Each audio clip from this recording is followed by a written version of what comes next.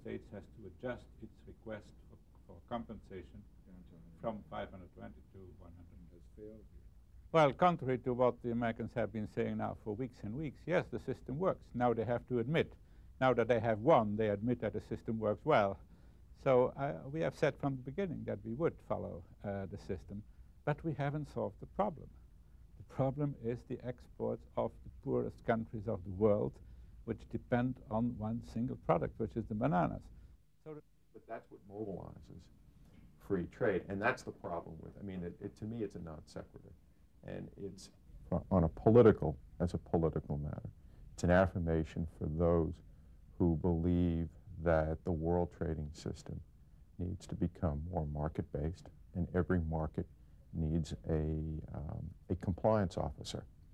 The problem with the old GATT was it was long on rhetoric and short on enforcement compliance measures.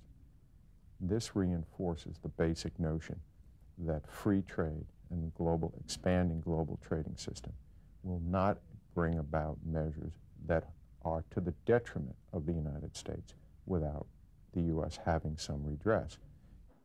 It was interesting to see, I don't think I've seen as many kilts for a long time, even back home in Scotland.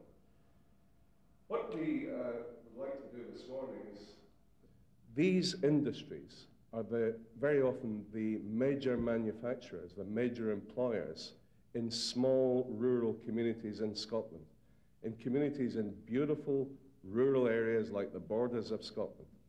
If these industries go under, which is very likely if this trade war continues and if they continue to remain on the list of affected companies, these communities as a whole will disappear. These communities will die.